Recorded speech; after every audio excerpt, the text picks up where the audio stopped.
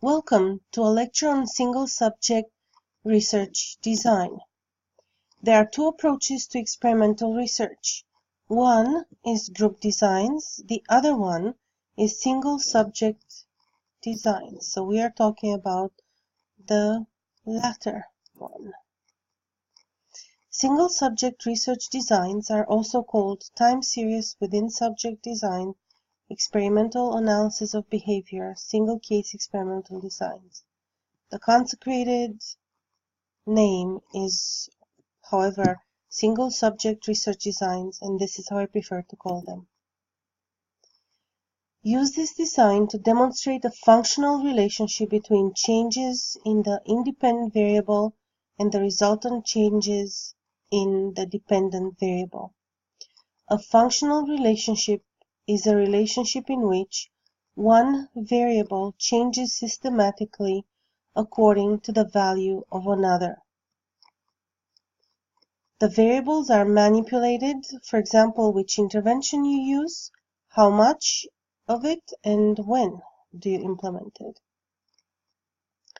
It provides an empirical verification that behavior change occurred because the intervention occurred with no other cause. Components of single-subject research design. They are typically depicted by using the letters A, B, and sometimes C. Therefore, A stands for a baseline and withdrawal phases or return to the baseline with no treatment. B stands for the treatment phase, and C for a second treatment. This is why the data in single-subject designs are autocorrelated. That means that the current data is compared to previous data on the same participant. There are different types of single-subject designs. Some are descriptive and some are experimental. The descriptive ones describe what happened. So therefore, if you keep a diary or you kept one when you were young, you only took data on what is going on with no intervention occurring. However, if you, for example, decided at some point to change your diet and then you noted your symptoms, your noted changes in your diary, then you actually made a case for an A-B design. There's also only a B design, a treatment only. So you can go in a story where you say, hey, I implemented this interesting portfolio that works with this particular student with autism or with a rare syndrome. And then you can say, you can use your memory to build a case for how this is a change from a previous state. And describing the B treatment phase is called a case study. Also, a case study is if you use only one participant and describe the baseline plus treatment with no other control. Experimental single-subject designs are basically treatment-no treatment comparisons, or basically no treatment comparisons. It doesn't matter what is the order of your data as long as you have both types of data. So therefore you can have withdrawal designs where you have baseline treatment, return to baseline, or ABA design. You implement the treatment, so you start with the B phase, return to baseline, for example, no portfolio implemented, things are getting disorganized, and then you take the data on that, and then you go back to introducing the portfolio for a certain unit, for example. Or AB design. Reversal designs can be similar, but they always start with a baseline. Or multiple baseline designs are multiple baseline across behaviors, multiple baseline across subjects, and multiple baseline across settings. Multiple baselines refer to the fact that while you are starting to implement a treatment with one subject, with one participant, you continuously take data on the rest of your participants. And then when you introduce the treatment on the second participant, you continue to take baseline data on third, fourth, fifth, etc. participant. Components of single subject research designs. Specify the problem, select the design, AB or ABC or ABA. Select the design though. Measure the problem. Take repeated measures, take baseline data, and analyze the data. When you specify the problem, you identify the behavior that needs to be changed or treated.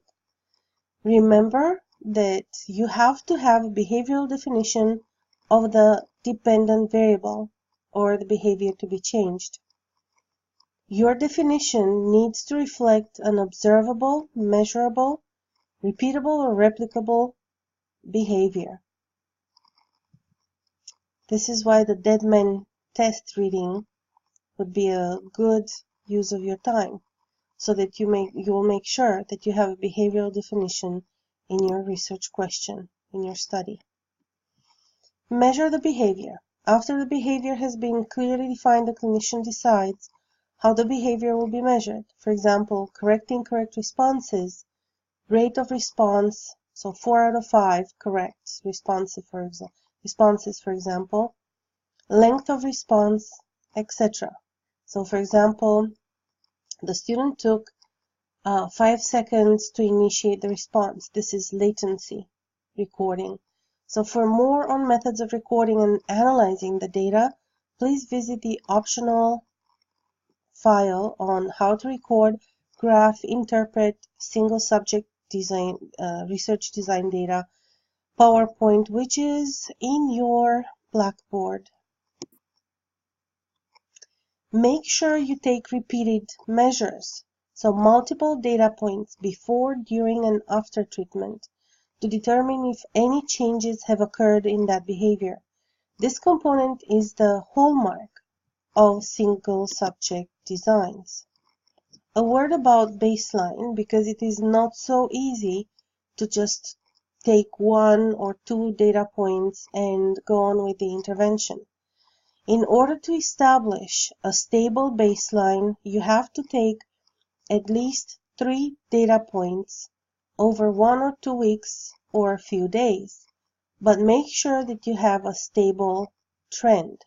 That means that, for example, if you take data on aggressive behavior, you don't have none in one day, 15 aggressive behaviors the next day, and then return to 2 instances in the third day. This is highly unstable data, and you should continue to take baseline data until you can establish a trend. The baseline provides a comparison of before and after treatment in order to evaluate the effectiveness of the treatment approach. Now let's compare the single subject research design and group designs. Group designs and single subjects share similar attributes and components, but they use the components differently. In single subject design, as in all experimental research, variables are manipulated and then you measure the effect of the independent variable on the dependent variable. Single subjects differ from group designs in how they demonstrate experimental control. Experimental control in single subject is demonstrated in 2 ways. First, the subject serves as their own control and is administered all conditions of the experimental condition, and then all conditions are re-measured. Therefore, you don't need a control group to demonstrate the experimental control.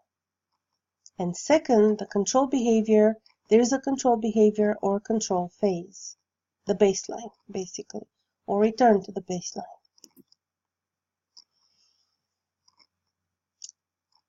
More on comparisons between the two types of designs. Single subject also differs from group designs in terms of how power or significance is determined. In group designs, we have statistical significance that measures that. However, in single subject, we do it in two other ways. Through a replication of the treatment effectiveness across A-B phases. So you would have ideally A-B design within a subject, or a replication of treatment effectiveness across subjects. Or you can have A-B with multiple people.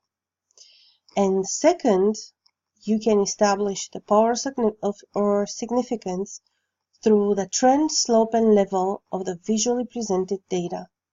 In group designs, you demonstrate experimental control in three other ways. You have two groups, a control and an experimental group. And second, you do a random selection of subjects, ideally in a true experimental design, from a larger population of subjects.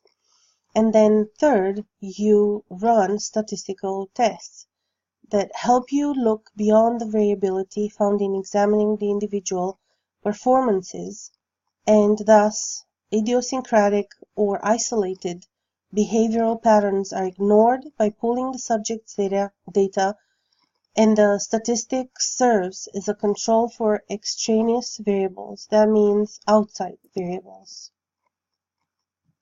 The visual analysis of single subject design is that it helps you determine the effectiveness of the independent variable, generally by visual examination of the graphed data. And we're looking at trend, slope, and level. So let's take a look at this graph. We can see in the baseline that we have a low level of occurrences of correct behavior. This is what is measured on the y-axis across days on the x-axis. So we have a low level, we have a stable trend, and a flat slope. Once we introduce the treatment, we can see a high level of correct responses, an increasing trend, and a slope that is also increasing. Upon withdrawing the treatment, we can see another baseline phase with low levels, and then we demonstrate experimental design by returning to the B treatment level. And this is how we establish a functional relationship in single subject research design. And with experimental design, we cannot demonstrate a functional relationship, but we demonstrate a causal relationship, cause and effect type, but not with single subject. Let's take a look at another graph. So we have three subjects, Mary, George, and Lori, and we introduce the same treatment, choice, no choice. So we can see the aggressive behavior is going up when they have no choice in choosing what work they want to do. And then we can see similar trends in their behaviors, in different subject behaviors across patterns. So now this is a multiple baseline type design that I explained earlier. This is a behavior A, so this is a within subject, within the same participant. We are taking data on 4 behaviors. So we continue taking data on behavior B, C, and D, but then we introduce the treatment on focusing on A. And then we notice that giving a choice, for example, reinforcing, giving a high five when he does his homework, it's effective.